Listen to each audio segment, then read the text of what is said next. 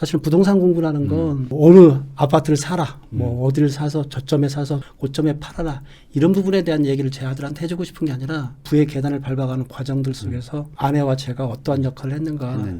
그걸로서 그때 겪었던 고난들이 우리 아이들한테는 가난의 백신으로 좀 작동하기를 바라면서 이 책을 좀 썼던 거죠.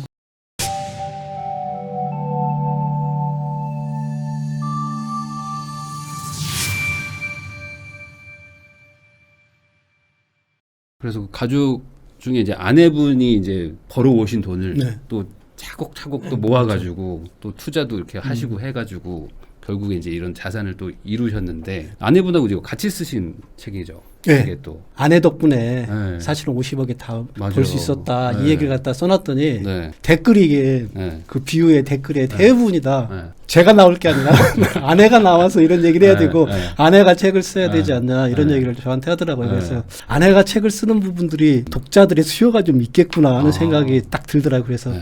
아내를 사실 꼬셨죠. 네. 아내분이랑 두 분이서 예. 어떻게 그렇게 막 시드머니를 막 모으셨어요? 고생 예. 많이 하셨을 것 같은데. 아마 저는 아니었는데 아내는 명확한 게 하나 있었어요.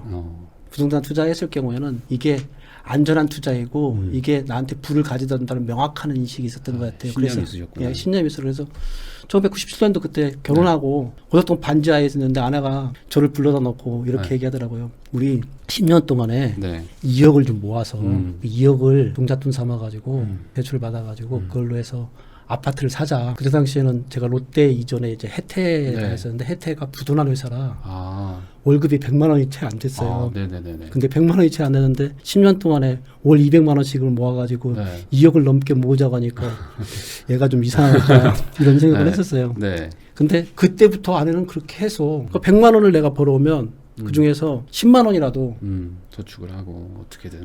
네. 그래서 정기적금에 무조건 10만 원 먼저 빠져나가게 강제저축을 해가지고 모아가고 하던데 내가 이제 직장을 옮겨가면서 월급이 올라가니까 네. 300만 원 몰면 200만 원. 그러니까 지출에 대해서는 철저하게 통제하면서 네. 그렇게 해서 계속 모아가다 보니까 결국은 2007년도에 저희가 2억 3천을 모았어요. 아. 그래서 2억 3천을 모아서 그러니까 티끌이 결국은 동산 정도는 된 거죠. 그러네요. 그 동산의 토대 위에 그리고 그 레버리지를 이용해가지고 네. 대출을 받아서 네. 그래서 1억 5천 대출을 받아서 3억 8천짜리 재테크를 하는 걸로 해서 그 재건축 아파트를 갖다가 그때 네. 매입을 했었죠. 그러니까요. 근데 이걸 많은 분들이 좀 오해하시는 게 예. 티끌 모아서 뭐 하냐라고 하는데 예. 결국 그렇게 모아서 그 동산된 걸 예. 가지고 레버리지를 쓰실 수 예, 있었던 그렇죠. 거잖아요. 그러니까 레버리지의 기본은 자기 자본이 있지 않으면 안 돼요. 그러니까요. 기본적으로 종잣돈 없이는 레버리지 활용하지 않는 게 가장 네. 안전한 방법인 것 같아요.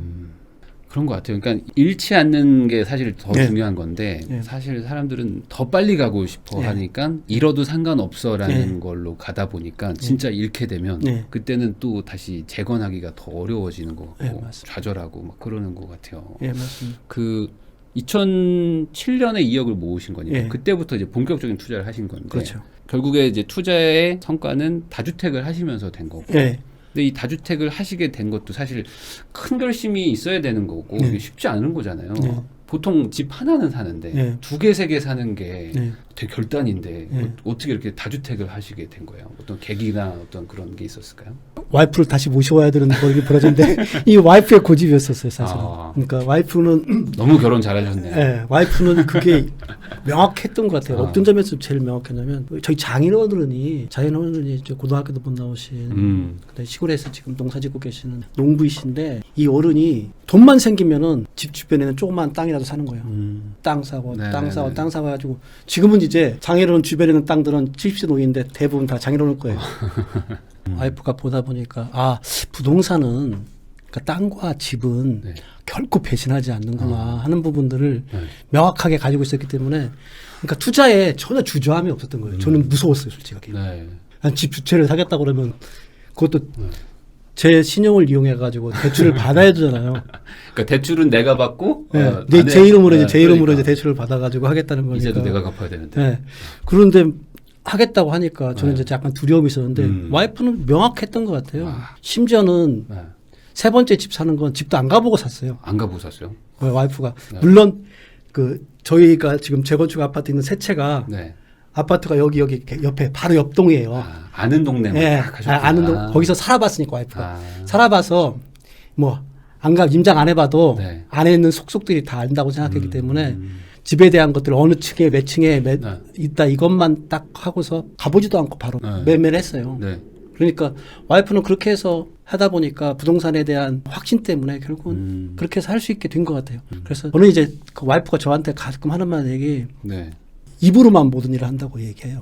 아, 작가님이 말만. 네, 입으로 막 이론 그거 중요하지 않다. 실행이 중요하다. 아, 그러니까 네. 와이프는 바로바로 실행해요. 저 싫다는 사람 월차 쓰라 그래가지고 네. 부동산에 데려와서 부동산에서 대출 계약 쓰게 하고 네. 그러면 엄청 더 이제 가서 짜증내고 있죠. 이렇게 네. 인상 확 쓰고 있는데 근데 네. 그렇게 짜증내더라도 네.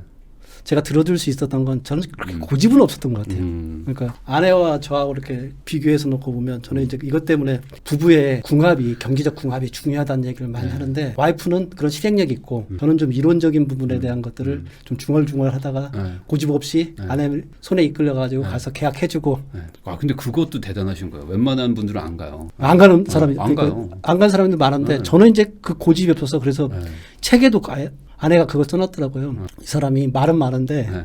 고집은 없어서 고집은 없어서. 참 다행이라고 생각한다고 책에도 이렇게 써놨더라고요. 그래서 결국은 아내 손에 이끌려가지고 그때 재건축 아파트 두 채를 갖다가 2017년도에 계약을 했죠. 2017년도에 계약했던 부분들이 파리 대책 나오기 바로 직전이에요. 그리고 이 두 채를 갖다가 바로 임대 사업자로 또 냈어요. 야, 그러셨구나. 그래서 지금은 임대 사업자가 되기 때문에 종부세에서도 자유롭고 그리고 파리 대책이 이전에 했기 때문에 다른 세금이나 혜택들 이런 그것도 부분들이 없고. 많고 네. 그러니까 그런 판단을 와이프가 했기 때문에 가능했던 것 같아요. 네. 그래서 그런 것들은 이렇게 말씀드린다면 사모님이나 네. 부인께서 경제적 감각이 있어가지고 네.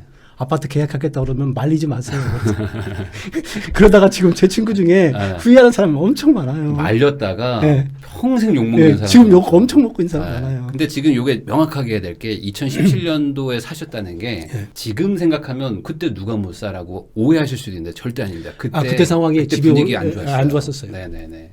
그때 안 좋은 상황이었는데 약간의 그러니까 시장에서만 꿈틀꿈틀거린다 그 그때 정도였어요. 시점이었어요. 그러고 난 다음에 그 계약이 끝나고 나자마자 그러니까 2017년 후반부터 2018년부터 계속 올라가다가 팬데믹 오면서 유동성이 확장되니까 그때부터 더 급등했던 거고요. 네, 맞아요. 그러니까 그때만 해도 집값 비싸다 그랬고 네. 이제 떨어진다고 할 때였고 그때 이제 정부가 막 제대로 규제한다고 하니까 막 네. 겁이 나던 시절이었는데 네, 그렇죠. 아내분께서는 오히려 더 결단을 해가지고 네. 두 개를. 그래서 그런 실행이 결국은 만들어내는 것 같아요. 그러니까 저처럼 이제 이론적인 부분보다 그런 네. 실행들이 결국 만들어내는데 가장 결정적이었고 그래서 자본의 생성기가 있다면 자본의 운영기가 있는데 자본의 운영기는 그때 가장 중요한 건 실행이라고 저는 생각해요. 근데 그때 그걸 할 수 있었던 거는 결국에 열심히 또 주 7일 막 일하시면서 네, 네. 또 막 임원까지 가시면서 네, 어쨌든 네. 소득을 벌어 주셨으니까 그걸 또 잘 지출을 통제해 주셔가지고. 그러니까 에버리지로 들어왔던 대출을 갖다가 그걸 갖다가 감당해낼 수 있는 소득은 그러니까. 제가 벌어다 준 거니까. 그러니까. 그 역할까지도 일부 댓글에서는 뭐 네.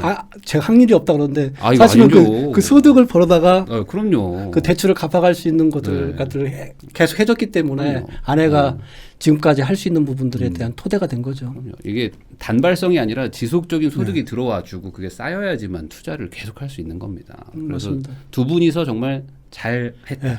그러니까 부부한테 중요한 건 경제적 궁합이 무엇보다 중요하기 때문에 그 부분들이 잘 맞았던 것 같고요. 그렇게 해서 2017년까지 했던 부분들을 갖다 그때 투자를 하고 난 다음에 이게 17년부터 2020까지 5년 사이에 네. 이게 저는 이제 자본의 숙성기라고 하는데 이 5년이라는 숙성기를 거치고 나니까 2배, 3배 자산이 올라가는 일들이 벌어지다고 그래서 그 기본적으로 부자까지 가는 계단은 자본의 생성기를 갖다 꼭 거쳐야 되고요. 자본의 네. 생성기를 거치고 난 이후에 자본의 운영기를 거치고 이후에 자본의 숙성기까지 이렇게 해서 최소한 25년 정도 제가 보니까 저는 이제 25년 정도를 하다 보면은 그게 이제 기본적인 부자의 반열까지 올라가지 않는가 네. 생각합니다.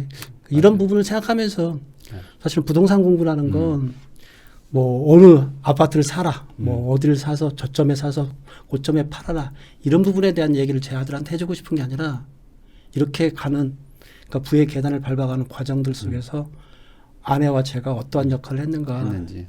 그걸로서 그때 겪었던 고난들이 우리 아이들한테는 가난의 백신으로 좀 작동하기를 바라면서 이 책을 좀 썼던 거죠. 가난이라는 백신을 맞아야 된다. 예. 너무 좋은 것 같습니다.